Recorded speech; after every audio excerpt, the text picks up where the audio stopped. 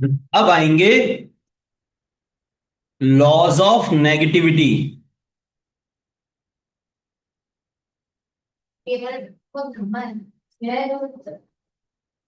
हम्म किस काम आते हैं laws of negativity? To convert negative basis या बेस टू पॉजिटिव बेस। जब हमने शुरू में लॉज ऑफ एक्सपोनेंट पढ़ने स्टार्ट किए थे, मैंने आपको कहा था कि रुक जाना, ये सॉल्व नहीं होगा। तो क्या सॉल्व नहीं होगा, कैसे सॉल्व नहीं होगा, वो यहां पर एग्जांपल समझते हैं। दो लॉज ऑफ नेगेटिविटी हैं। पहला लॉ कहता है अगर बेस नेगेटिव है और उसके ऊपर इवन पावर है, तो बेस का नेगेटिव साइन हट जाता है और बेस पॉजिटिव बन जाता है। ना पावर में चेंज होता ना नंबर में चेंज होता, केवल बेस पॉजिटिव हो जाता है। For example, -2 to the power 6 can also be written as 2 to the power 6, या -2 to the power -6 can also be written +2 to the power -6। Power कैसी थी दोनों टाइम पे? इवन। कैसी थी? इवन थी। और इवन पावर क्या करती है? बेस का नेगेटिव साइन छूमंतर छू कर देती है। अगर नेगेटिव बेस होता है, उसके ऊपर ऑड पावर है, तो बेस तो पॉजिटिव हो जाएगा, पावर ऑड ही रहेगी, लेकिन वो माइनस का साइन पूरे नंबर का साइन बन जाएगा रेदर देन बेस के साइन के। फॉर एग्जाम्पल, मेरे को सॉल्व करना है 2 to the power 6 into -2 to the power -2। अब सोच के देखो कैसे होगा। -3, sorry. This is not good way to attempt the question. सही है आंसर, लेकिन मैं इस पावर को 26 और इस पावर को -23 कर देता हूं, तो तुम्हारा मेथड काम नहीं करेगा। देखो, सही तरीका क्या है क्वेश्चन को अटेम्प्ट करने का? डायरेक्टली हम यहां पर फर्स्ट लॉ नहीं लगा सकते। फर्स्ट लॉ लगाने में क्या प्रॉब्लम? फर्स्ट लॉ क्यों नहीं लग रहा? क्योंकि बेसिस अलग है। ऐसा ही क्वेश्चन हमने वहां पर छोड़ दिया था, फर्स्ट लॉ नॉट एप्लीकेबल। देखो फर्स्ट लॉ में जब एग्जांपल्स कर रहे थे, तब मैंने जान के छुड़वाया था। तब कहा था बाद में सिखाऊंगा, अब सिखा रहा हूं उसको। यहां पर बेसिस डिफरेंट हैं, एक 2 है और एक -2 है। यहां पर डायरेक्टली फर्स्ट लॉ नहीं लगेगा, पर पहले क्या लगेगा? लॉ ऑफ नेगेटिविटी लगेगा, जो हमें नेगेटिव बेस को पॉजिटिव बेस बनाना सिखाता है ना। तो मैं इस नेगेटिव बेस को पॉजिटिव बना पाऊंगा। उसके लिए दो लॉज हैं। यानी हम क्या देखते हैं दो लॉज में? पावर इवन है या ऑड है? तो पावर इवन है या ऑड है यहां पर? 23 इज ऑड और इवन? ऑड। तो नेगेटिव बेस पर क्या कहता है ये लॉ? पावर पॉजिटिव बना दो, बेस पॉजिटिव बन जाता है, और बेस का नेगेटिव साइन बाहर आ जाता है ब्रैकेट के, है ना। तो यहां पर बेस का साइन बाहर आ जाएगा। ये 2 to the power 26 मल्टीप्लाई, और ये हो गया अब -20। कोई बात नहीं, 3 पे कर ले काम, मैं 26 पे कर रहा हूं क्योंकि इसको सिखाना जरूरी है ना। ये चीटिंग कर गई ना, इसने कन्वर्जन कर दिए नंबर, क्योंकि पावर छोटी थी। पावर छोटी थी, 2 to the power 6 से 64 बना दिया इसने। और माइनस इस पावर को, इसको सॉल्व करके, 3 पावर को सॉल्व के -1/8 बना दिया इसने। वो अब नहीं कर सकती ना काम, अब नहीं कर सकती ना। इसलिए 26 और 23 पे समझा रहा हूं इस क्वेश्चन को अब। जब एक पॉजिटिव नंबर दूसरे नेगेटिव नंबर के साथ मल्टीप्लाई होता है, तो नेट रिजल्ट नेगेटिव होता है। तो पूरा नंबर नेगेटिव हो गया ये। और अब ये सिचुएशन आ गई। अब ये ब्रैकेट के अंदर की जो सिचुएशन है, ये फर्स्ट लॉ की है या नहीं है बेसिस सेम हो गए,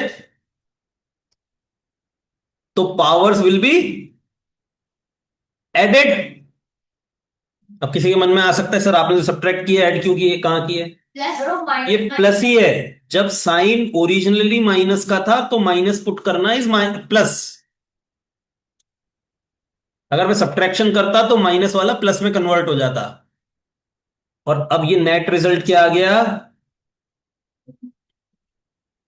-2 to the power 3। देखो इसमें और इसमें अंतर होता है, ये हमेशा याद रखना।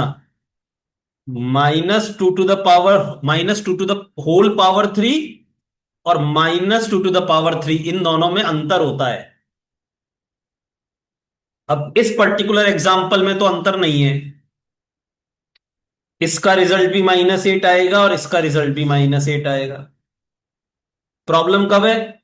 जब इवन पावर हो। -2 to the whole power 4 is +16। लेकिन अगर मैं ऐसे लिखूंगा, इसका मतलब है माइनस अपनी जगह पर है, माइनस का स्क्वायर, माइनस की पावर 4 थोड़ी ना है। अगर माइनस की पावर 4 होती तो ब्रैकेट में डालता वो माइनस को भी। तो इसका रिजल्ट आएगा -16। ये दोनों चीजें बहुत ढंग से समझ लेना। क्या? होल पावर ब्रैकेट लगता है तब उसको होल पावर बोला जाता है। इसको होल पावर नहीं बोला जाएगा। यहां पर 4 किसकी पावर है? केवल 2 की पावर है। यहां पर 4 किसकी पावर है? 2 की। और यहां 4 किसकी पावर है? -2 की। Is this clear? पक्कम पक्का। बढ़ू आगे। अब इस पर आते हैं बहुत अच्छे अच्छे क्वेश्चंस। अटेम्प्ट करते जाओ और सीखते जाओ। देखो, ये ये एक ये एक फिफ्थ लॉ का केस है।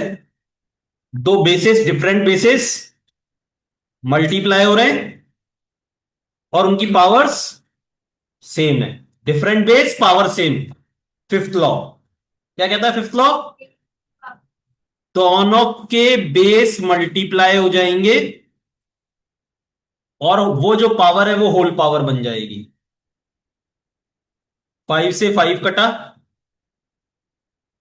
2 से 4 टू टाइम्स, केवल क्या बचा? 1/2 whole power -4। Negative power can not be evaluated, power positive करनी पड़ेगी। पावर पॉजिटिव करने के लिए रेसिप्रोकल, बेस रेसिप्रोकल होकर 2 बना और पावर पॉजिटिव 16। ये सबको करना चाहिए, ये होना भी चाहिए। ये नहीं होगा तो हमने कुछ भी नहीं पढ़ा, ऐसा मान सकते हैं हम अभी भी।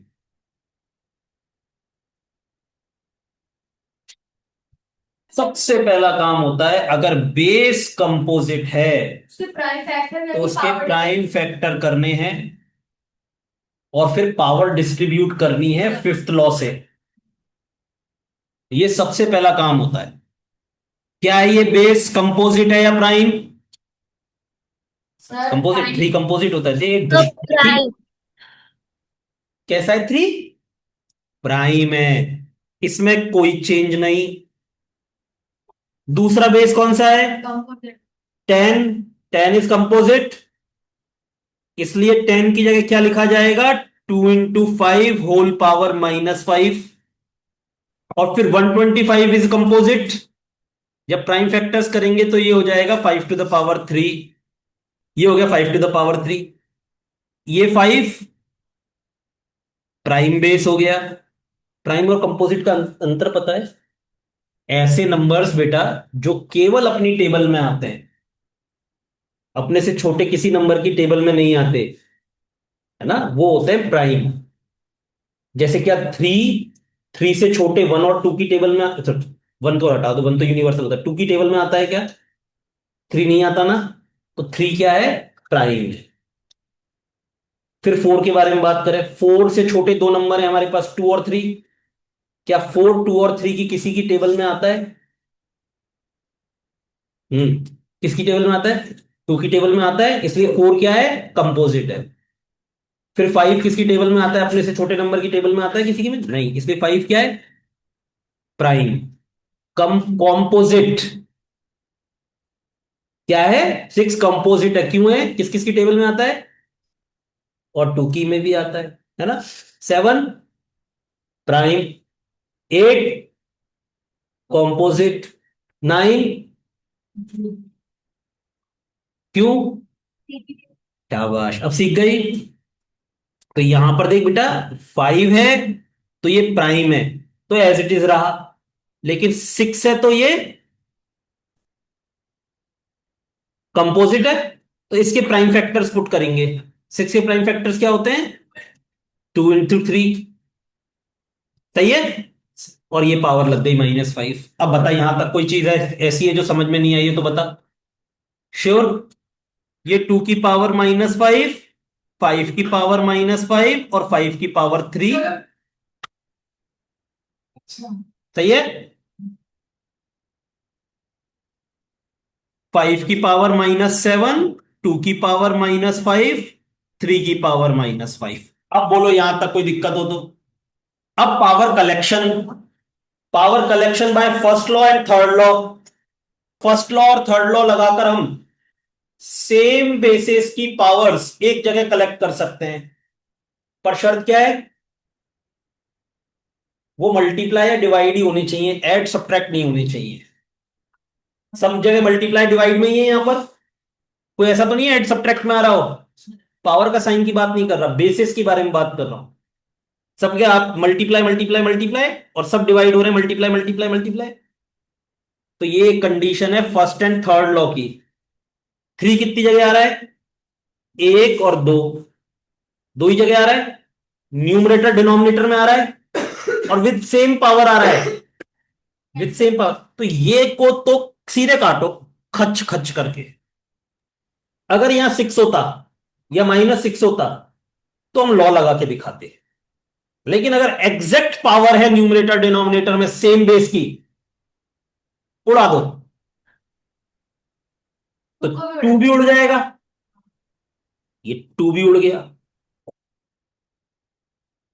सही है। केवल कौन बचे? 5 बचे केवल। 3 जगह, 2 जगह न्यूमरेटर में और 1 जगह डिनोमिनेटर में।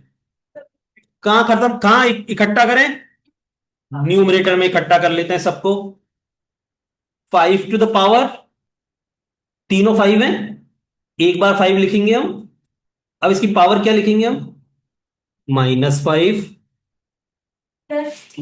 +3। -5 क्यों आया लास्ट में? लेकिन -7 नीचे से ऊपर जा रहा है तो +7 है ना। सॉल्व किया तो दोनों प्लस वाले हैं तो ऐड होके 10, और 10 में से माइनस हो गए 5। 5 इवेल्युएट हो तो इवेल्युएट कर देना। 3125 आएगा। 3125। और अगर पावर सॉल्विंग हो, दिख लिखता है वो इवेल्युएट लिखता है तो फिर निकालते हैं। और अगर सिंप्लीफिकेशन बोलता है तो यहां छोड़ सकते हैं।